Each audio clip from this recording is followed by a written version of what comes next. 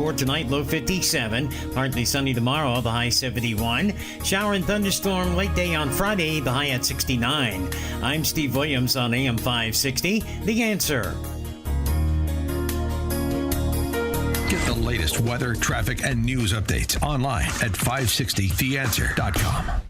This hourly segment is brought to you by Goldilocks, offering smart security systems to homes and businesses. Call Goldilocks at 708-889-5600. Now, from the Signature Bank Studios, this is Chicago's Morning Answer with Dan Proft and Amy Jacobson on AM 560. The Answer.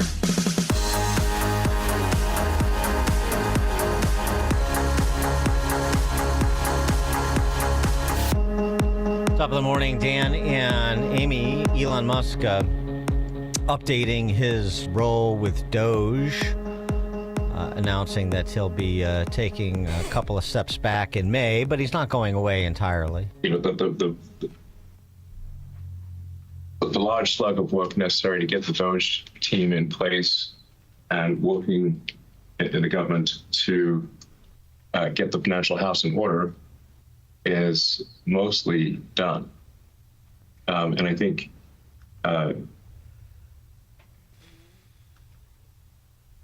starting probably in next month, in May, my time allocation to Doge will drop significantly. I'll have to continue doing it for, I think, probably the remainder of the president's term, just to make sure that the waste and fraud that we stop does not come roaring back, which we'll do if it has the chance. So I think I'll continue to spend, a day or two per week on government matters for as long as the president would like me to do so, and as long as it is useful. But starting next month, I'll be allocating far more of my time to Tesla. And now that the major work of establishing the Department of Government Efficiency is done. For more on this and, of course, matters associated with trade and tariffs, pleased to be joined, as always, by Steve Moore, economist, author of The Trump Economic Miracle and the Plan to Unleash Prosperity Again, co-authored with Art Laffer. Steve, don't tell me the Doge waste, fraud, and abuse elimination party is over. Boy, I sure hope it isn't. I mean, they're just getting started. And look, Elon Musk has done a great service for America. It's unbelievable the way the left has rebelled against him and, throwing eggs and paint on Tesla cars for basically showing the hundreds and hundreds of billions of dollars that go to fraud and waste and abuse and duplication and just criminal activity that is stealing money from taxpayers. That's never been done before, and it was long overdue. In Elon, I guess, no good deed goes unpunished in Washington because half of the members of Congress think he's a villain for doing this. But now the problem is, Dan and Amy, he's done a fantastic job of exposing the fraud. The question is, will Congress do anything about it? Mm-hmm. Well, that is the question, right? To codify the spending reductions, even if they don't make the lofty goals that were set.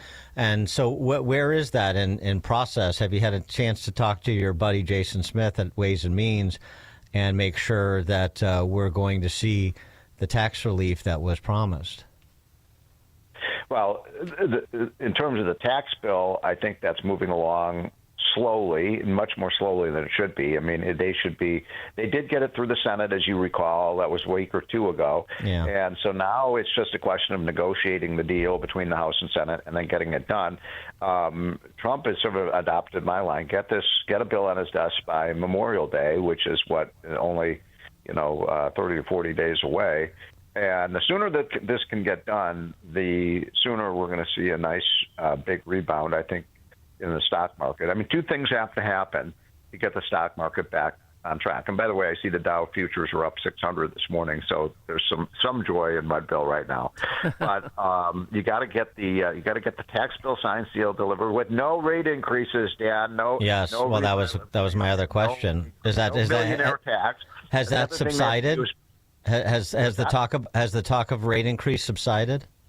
Yeah, Trump just tweeted out something yesterday saying, "I'm not going to have a read my lips experience like Bush did. We're not going to raise the tax rates." But it was kind of a strange message. He said, "I'd like to raise the rates on the rich, but I don't think it's very advisable to do it." And so I don't know quite how to interpret that. Well, So that's one thing. What's the other thing that has to happen? Oh, well, get these trade deals done. Yes. Get them done as quickly as possible. I guess there was the announcement that they're making progress in China, and the market went up 800 points yesterday. So everybody is watching these trade negotiations, with an eagle's eye to make sure they're moving apace. And once those things happen, I think that you're going to see a rebound. The problem is we're already seeing supply chain problems, Dan and Amy, at manufacturing companies and retail stores.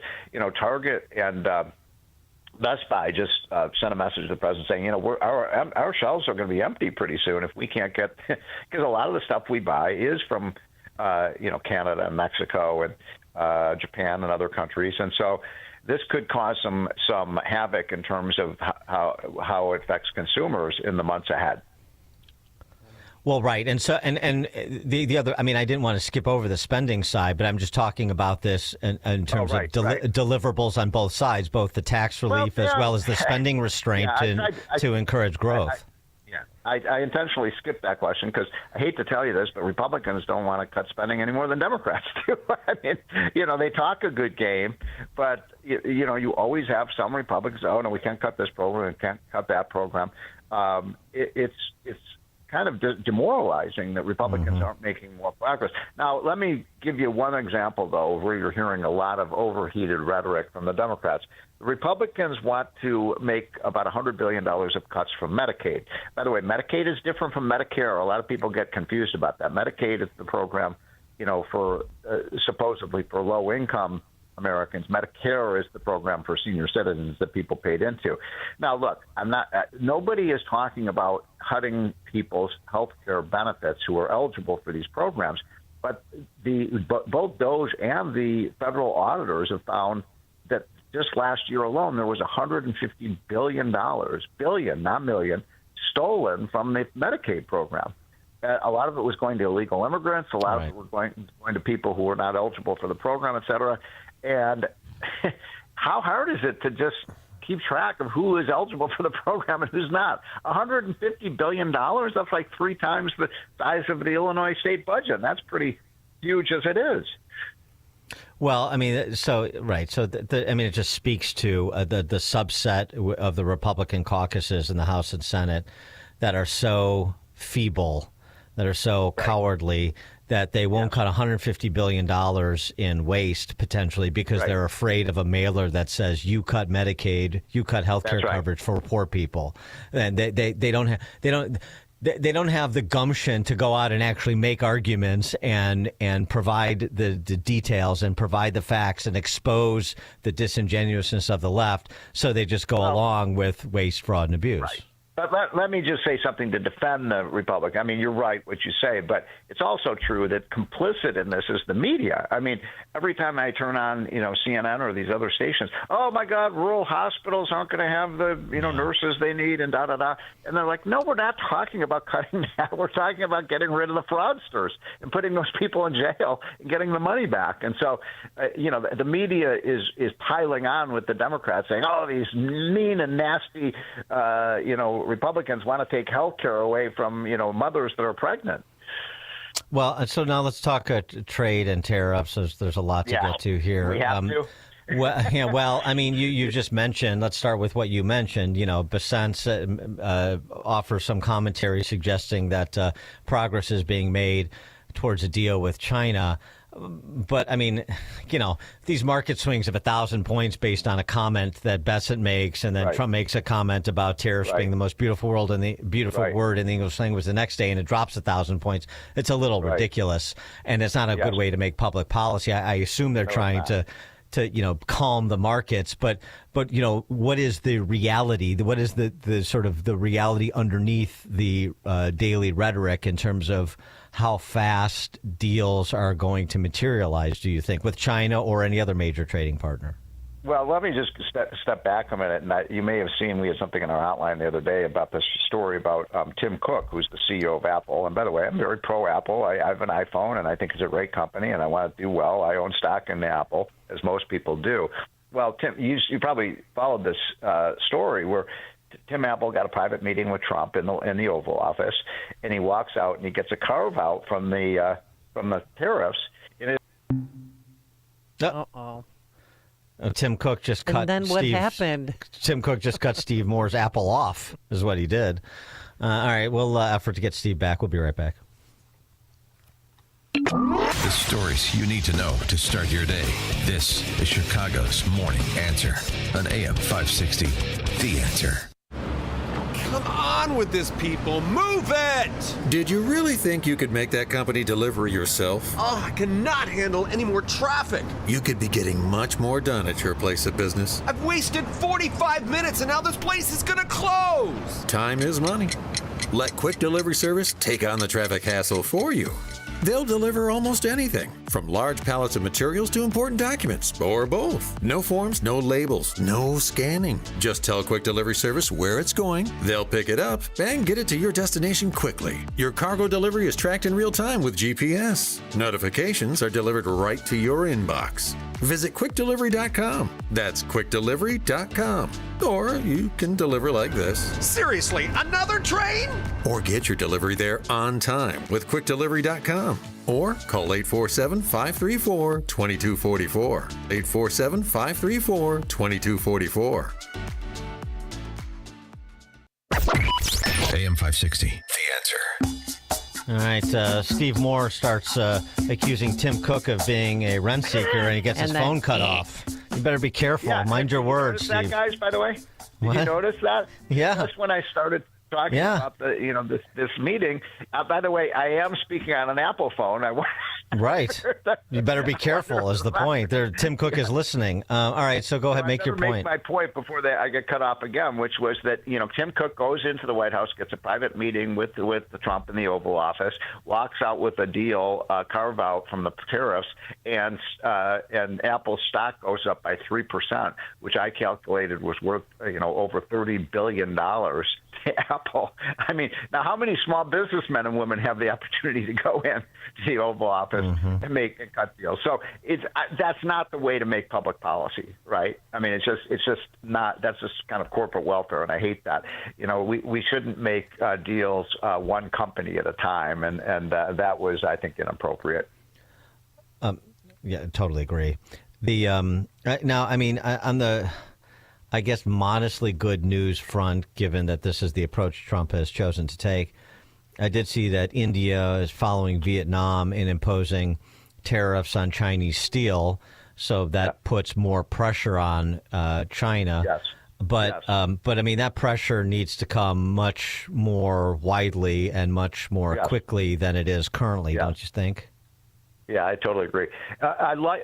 I'm not a tariff guy. You know me, Dan, for a long time, and Amy knows me a long time. I'm a free trade guy. I do think, if Trump can pull this off with the reciprocal trade deals, I think that's a positive thing for trade. But, boy, it's been a rough road for sure. And if I were advising Trump right now, where do you go from here? Because we got to get this over with. I mean, we've got to move on and get back onto the pro-growth kind of policies. He hasn't even been talking about his tax cut for 3 months because he's been talking about tariffs. So what I would do is try to basically make peace with the rest of the world and aim the tariff fight against China. China is the bad actor. They're an enemy. They do cheat. They do steal. They steal our technology. They steal our patents. They're dangerous in terms of what they're doing with their military.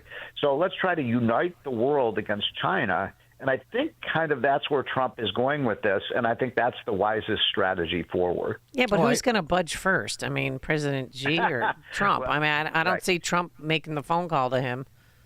Well, no, and nor should he. Look, Trump does. People have to understand something. If China cannot trade with the United States, if they lost access to our $22 trillion consumer market, their economy would go into a Great Depression. I mean, their economy would just sink. And that's the leverage we have now over China. China will have to come, on bended knee to Trump and say, call off the dogs. And how soon they do that is a big question. But Trump doesn't need to make these calls. President Xi is going to have to call Trump and say, okay, we surrender. We're going to play by the rules. And I'm with Trump on that. I think now is a good time to confront China. But we have to unite the rest of the world, Dan and Amy. And it's not a good way to do that if you're poking at Canada, poking at the Europeans, poking at Mexico, because that only makes them antagonistic towards the United States. Well, I mean, this is the dynamic.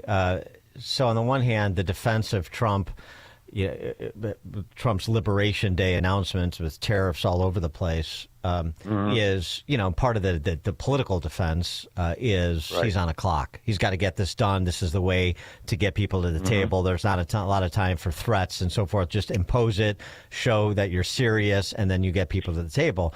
But the flip side is he's on the clock.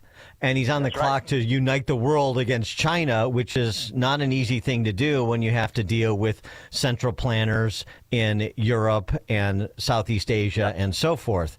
And so, and we don't really have, it seems to me, maybe you do, a handle on the progress towards those ends because we just get the, alternative rhetorical stylings of Bessent and Trump on a daily basis. Right. Yeah, and that's why the markets are so shaky and rattling. I'm getting motion sickness every day, kind of watching me up and down and the roller coaster ride of this market. But let's just go back to that main point. Come on, cut these deals with, and incidentally, I'd even rather have, and I'm a free trade guy, I'd rather have just a 15% across the board tariff. Everybody pays. It's a revenue tariff. You bring stuff in, you're going to pay this tax. Then this idea of like, well, we're going to charge this country this and that country that and that one that. I mean, I just think, for one thing, just how are you going to make all these deals in the next 30 days? I mean, it's too complicated. And we can't afford – we're going to have a recession if we don't get this thing done quickly. So that's my view of it. And the other thing is I love all the other things Trump is doing. I love, he's for school choice. He's for deregulating. He's for DOGE and saving money on our government. All of these things are so positive, but that message has been completely crowded out by tariffs. And don't you – oh, sorry, Dan, go ahead. Well, and now you have projections starting to creep into the conversation that are going to reduce confidence, like Goldman Sachs projecting that the tariffs at their current levels for some finite period of time, might onshore 100,000 manufacturing jobs, might result in 100,000 new manufacturing jobs, but you're going to lose 500,000 jobs in every other sector. So the net even in the isn't great. manufacturing sector. Yeah, even in the manufacturing sector, we may lose jobs in the short term because the company, we are totally, our factories and our manufacturing is incredibly globally sophisticated. And, I talked to one manufacturing firm that is a friend of mine, the guy who runs it. He said, look, we get our steel from Japan, we get our copper from Vietnam, we get our parts from Mexico, we get our lumber from Canada. So the whole supply chain issue is they're like dormant right now because they can't get anything into the country to make their products. So we got to solve this problem. I have faith that Trump will get this done, but boy, they seem to be doing it the hard way. And then let's get the tax bill done. And if you do those two things, I think you're going to be a big snapback in the market in a big way. Stephen Moore, economist, author of The Trump Economic Miracle and the Plan to Unleash Prosperity Again. Steve, thanks as always. Okay, guys. By the way, how about those Cubs? It's unbelievable. They're the comeback kids. Calm down. A lot of season left. 30 games. Good grief. All right. Thank you, Stephen Moore. And he joined us. Guys, have a good day. Thanks. He joined us on our turnkey.pro answer line. Listen to Dan and Amy on your smartphone. Download the AM560 mobile app today at 560theanswer.com/mobile.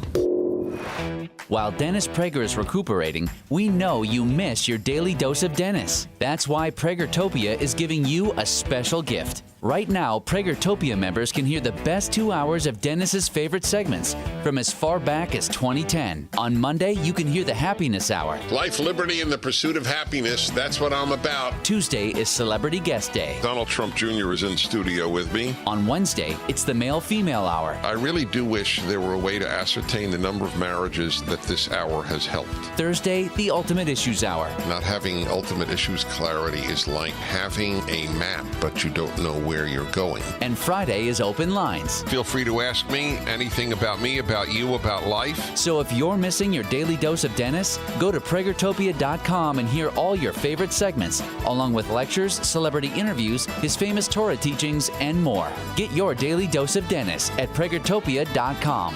Pragertopia.com. All right. If you have chronic pain in your neck, in your back, in your hip, in your elbow, in your knees, you know it's not fun. You don't have to live like that. Spring is right around the corner. Actually, spring is here. How's that weather going? Tomorrow we're going to have sunshine.